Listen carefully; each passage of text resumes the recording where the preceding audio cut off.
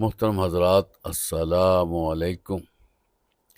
آپ صلی اللہ علیہ وآلہ وسلم نے فرمایا، اللہ کا ذکر کرنے والے اور نہ کرنے والے کی مثال زندہ اور مردہ کی سی ہے۔ قرآن مجید میں اللہ فرماتے ہیں، فاذکرونی اذکرکم، تم مجھ کو یاد کرو میں تجھے یاد کروں گا۔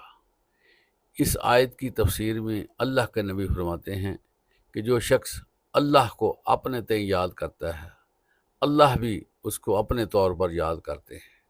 جو شخص کسی محفل میں مجلس میں اللہ کا ذکر کرتا ہے، اللہ بھی اس شخص کے ذکر کے لیے فرشتوں کی محفل برپا کرتے ہیں اور وہاں پر اس شخص کا ذکر کیا جاتا ہے۔ حضرات گرامی، تین طرح سے ذکر ہو سکتا ہے۔ ایک تو اللہ کا ذکر عام چلتے پھرتے کیا جائے، اللہ کی صفات کا ذکر کیا جائے، اللہ کی قدرتوں کا ذکر کیا جائے۔ دوسرا ذکر قرآن مجید ہے، اس کی تلاوت کرنی چاہیے، اس کا ترجمہ سیکھنا چاہیے، اس کی تفسیر پڑھنی چاہیے۔ اور تیسرا ذکر نماز کا ہے، وَأَقِیمُوا الصَّلَاةَ لِلذِّکْرِ، اور نماز کو پڑھو میری یاد کے لیے۔ یہ بہت بڑا ذکر ہے۔ جو بندہ نماز پڑھتا ہے وہ ایسے ہی ہے جیسے اللہ سے باتیں کرتا ہے۔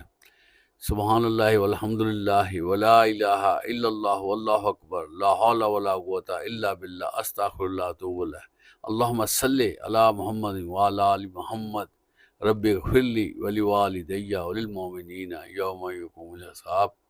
یہ جامع ذکر ہے، اس کو سیکھنا چاہیے، اس کو یاد کرنا چاہیے۔ بڑے ہی جامع کلمات ہیں، اور ہر طرح کا جو ذکر احادیث میں آتا ہے اس میں ہے۔ تو اللہ تعالی ہمیں یہ ذکر کثرت سے کرنے کی توفیق عطا فرمائے۔ ایک شخص کو اللہ کے نبی نے یہ نصیحت کی کہ تم اپنے زبان کو ہر وقت ذکر الہی سے تر رکھو۔ تو اللہ تعالی ہمیں بھی